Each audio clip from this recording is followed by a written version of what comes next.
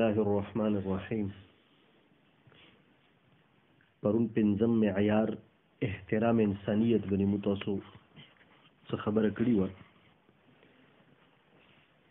په هغې کې یو شی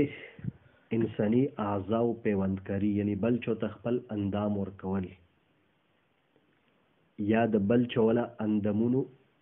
خپل بدن کې یا د یو ضرورتمند په بدن کې څه کول، فټ کول.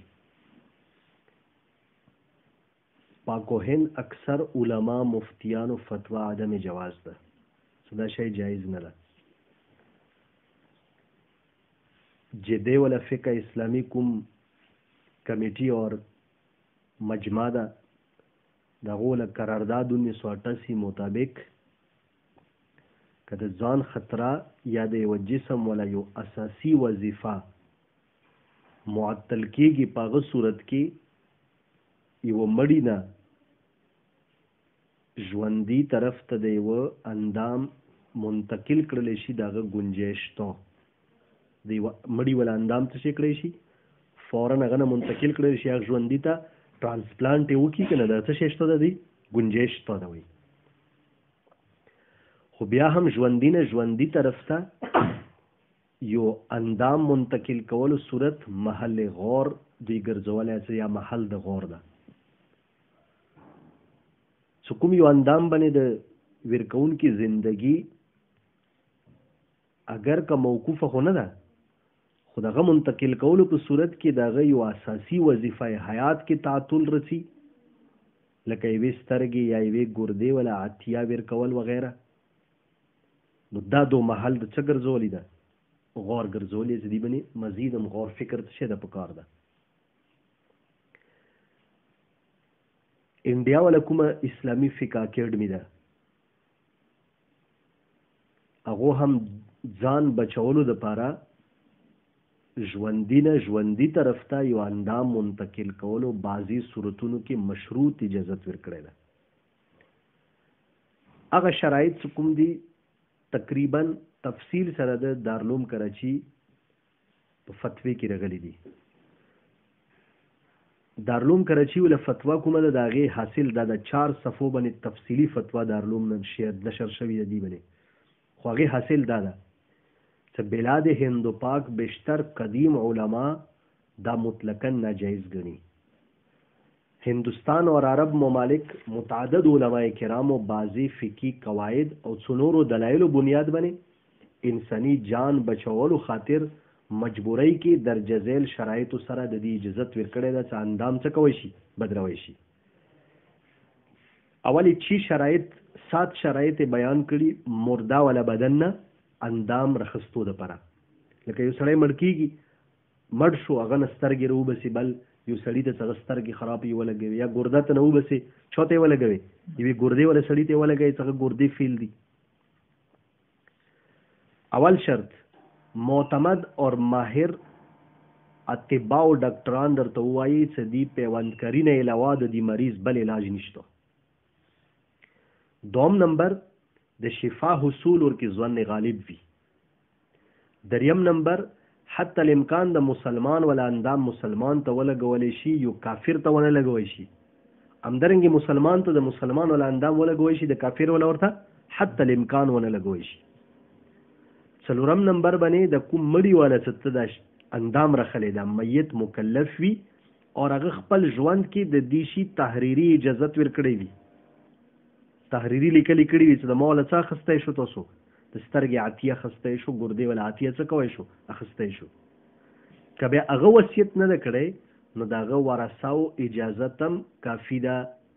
او که چیرې متوفا داسې سړی و چې لاوارثه و، یا داسې مړی اوس هغه نامعلوم و، بس پته نه لګي چې څوک ته، کېدای شي ورثه یې ډېر وي، خو داسې وطن کې مړ شو چې پته نه لګي چې دا څوک ته، رسول یې ممکن نه و خپل ځای ته. د دې ولا اندام راخستو دپاره بیا ولی الامر یا د هغه نایب کوم دي، د هغه اجازت ضروري ده. اور پنځم شرط دا ده چې انتقال اعضاو کې داسې کاټ کوټ ونه شي بدن کې چې هغه مسله ونه جوړه شي.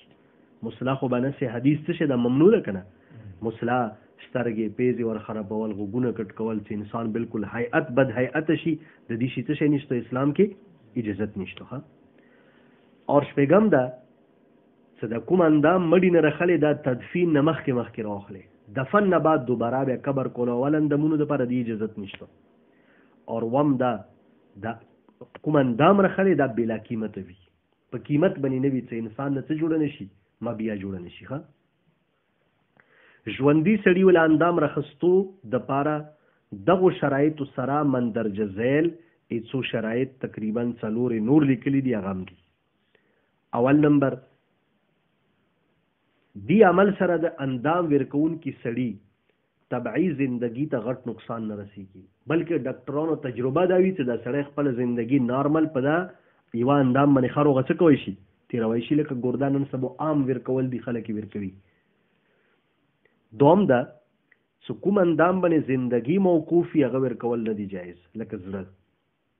اوس زړه چې یو د راوخته بل ته د ورکو خدا د مړ کونو بیا بل ویل ژوندې کوي. او دریم دا داسې اندام ورکولم جایز نه دي چې هغې په وجې باندې انسان مړ کېږي خو نه، خو د زندگی اساسي وظیفې نه محرومیږي. مخکې دا لفظ یو دوه ځل راغلو خو هلته تشریح حاجت نه اوس دلته وایم. اساسي وظیفې نه محرومیت څه مطلب؟ سترګو کار د لیدل. که چېرې یو سړی دواړې سترګې ویر کړي، تاسو ډېر خلک لیدلي بغیر دواړو سترګو ژوندي دي، نابینه دي خو ژوندي دي. خو ده خو بینه ده که نه پیله نه، چې ده نه دواړې سترګې د وبسلې دا به ژوندی وي، خو د ده زندګي اساسي وظیفه څه شوه هغه ختمه شوله، دا محتاج شو، دا نه ده جایز. نو یوې سترګې گنجایش خو شته، شدید ضرورت و مجبوری کې د دواړو اجازت نشته.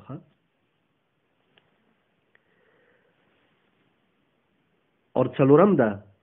چې صرف هغه اندامونو ورکولو گنجایش ته چې هغه نه بغیر زندگی اسانۍ سره تېرېدی شي، چې هغه نه بغیر زندگی به اسانۍ تېرېدی شي. آخر کې فتوی اختتام کې سوی احتیاط به هر حال په دې کې ده چې دا طریقې علاج کومه ده دینه اجتناب وکړلی شي. به امر مجبوری داسې کولو والا استغفار هم وکي او صدقه او خیرات هم وکي. استغفار دم وکي او صدقه او خیرات هم وکي. اخر کې لیکي وای دا خبره واضحه کېدل پکار دي چې اعضاء پیوندکاری کوم مجوزین حضرات دي هغه په نسبت صرف مجبوری په صورت کې د دې څه ده گنجائش ته، عام حالاتو کې د دې گنجائش نارملی حالاتو کې نشته. دارالعلوم کراچی فتوا نمبر 17 یعنی دو خپل کوم ترتیب د بیا /1863 یعنی 1863 نمبر دا فتوا ده. 8/2/2017 باندې دا فتوا دوسه کړی ده، شایع کړی دي. نږدې وخت ولا وخت نه ده، خاصه 2000 نه مخکې وي یا 2010 نه مخکې، بلکې د نږدې 4-5 کلونو څه شي دا فتوا ده. جدید فقهي مسائل مولانا خالد سیف الله رحمانی صاحب خو کافی تفصیل کړی ده، صفحه 45 نه صفحه 59 پورې هر قسم دلایل رخصتی دي، مجوزین ولا هم مانعین ولا هم. خپل رجحان دي طرف ته چې د دې څور کړل شي اجازه ورکړل شي. ویلي وی اصل کې د فقهاو کوم بنیادی نظریه دغه ده چې اندام ورکولو کې جسم انسانی توهین ده اور احترام انسانیت متشریعت طرف نه حکم ده. ادوایس کې د شي قدیم فقهاو زمانه کې اندام د جسم توهین نه بغیر نشه ورکول، خو نن دور کې د جسم انسانی ذره برابر توهین مرکی نشته، بلکې دومره عظیم انتظاماتو اور بهترین احترام سره څه کوي شي اندام اخستی شي، څنګه کې د جسم څخه توهین څه شي د خطر ورکی نشته ده. لہذا داخله کم دی طرف ته تلی دي. حکومت پاس محاوله څور کا مجمع فقه اسلامی یعنی اسلامی فقه اکیډمی انډیا ولا نو اسلامی فقه اکیډمی انډیا خو همدا روحي روا ده په خپل باندې، ځکه د تر مفتی مجاهد الاسلام قاسمی صاحب رحمت الله علیه د دې بانی ده او دا اوس موجوده څه د جنرال سیکریټری ده د اسلامی فقه اکیډمی انډیا ولا یو لوی معتمده اکیډمی ده. خو به هر اختلاف گنجائش چاته شته در چانه د متوسط ملک نامور دارالفتاء دارالعلوم کراچی میلانم چا طرف ته غوري جواز طرف ته گنجائش سویر کی خو میلان رکنه. د مقابله کې بل لوی دارالفتاء هغه د بنوري ټاون د غوادم جواز قائل دي. خو به هر حال دارالعلوم ګورنده ویل چې احتیاط پام دي کې د صدا کاروبار و نکړلې شي. بنوري ټاون ولا د عدم جواز کوم وجوهات بیان کړي دي هغه دي.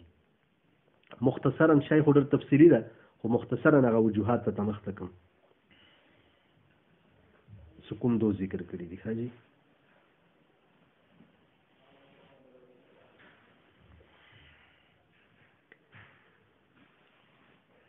وی کوم مقصد دی مقصد د پر انساني جسم چیرپاړ څه کوم کیږي دا مسله ده او مسله په شریعت کې جایز نه ده او دې ته مسله یې لیدي دوم دا یو ژوندي حیوان څه پغې کې انسان هم شامل ده هغه بدن نه څه پرې ته جز جدا کړی نه بلته ور پرې نشي ټرانسپلانټ کوي هغه ته نشي رسوي او کوم شي چې بدن نه بیل شي هغه ناپاک شي نو بلا ضرورت څه کله ته بل سړی کې د یو بل سړی ول اندام فټ کړل نو یو ناپاکه جز به ټوله زندگی غ بدن کې سوي